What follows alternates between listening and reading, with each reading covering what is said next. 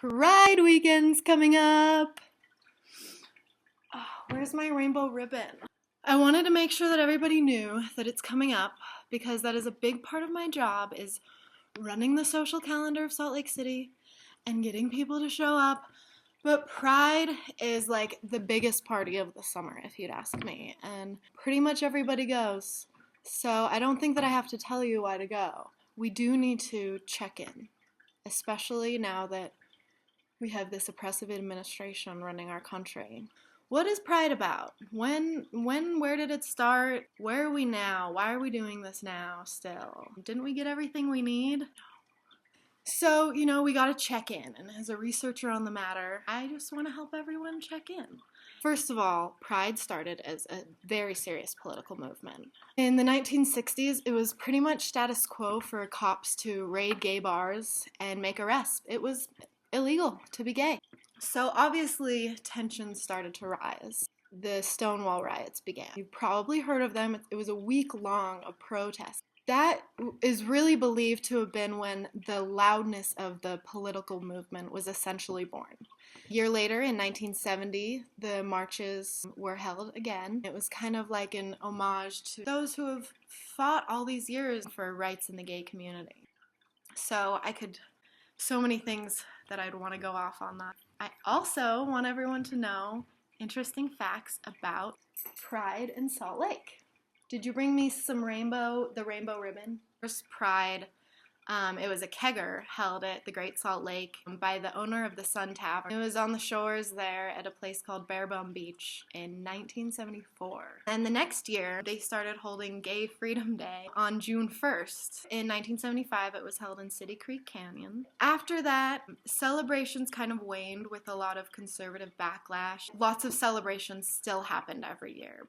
The first official Pride parade was held in 1990, 21 years after the first Stonewall riots began. Since then, it has just really become a big fun party in Salt Lake City. So I'm really not here to talk about that.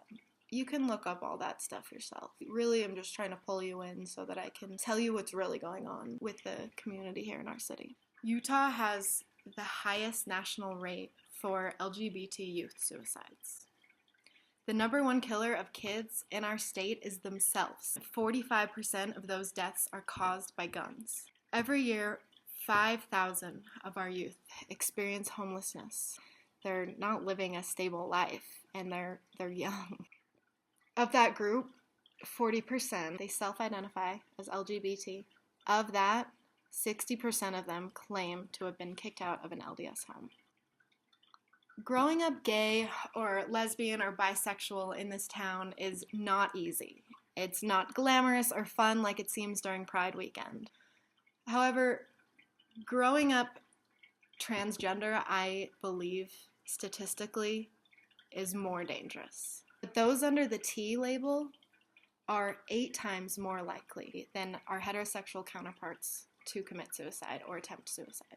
In the year 2016, 25 transgender people were violently murdered. On the Equality Utah website, there's a link under their transgender page specifically for youth called Survival Tips for Trans Youth. A lot of FAQs that read, how can I protect myself from anti-TGNC harassment and violence in school, on the streets, and by the police?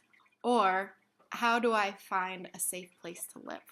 These shouldn't be the questions that the teenagers growing up in Salt Lake or Utah or anywhere in the world should be asking themselves. As Utahns, as these compassionate, great people that we are and are known to be, if you know any young people struggling with their gender or sexual identity, go to them right now and tell them that they're loved and cared for and protected.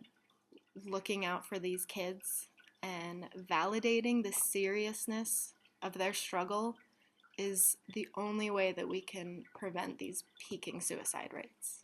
While you're celebrating this weekend, please remember and discuss and point out the long road that got us here.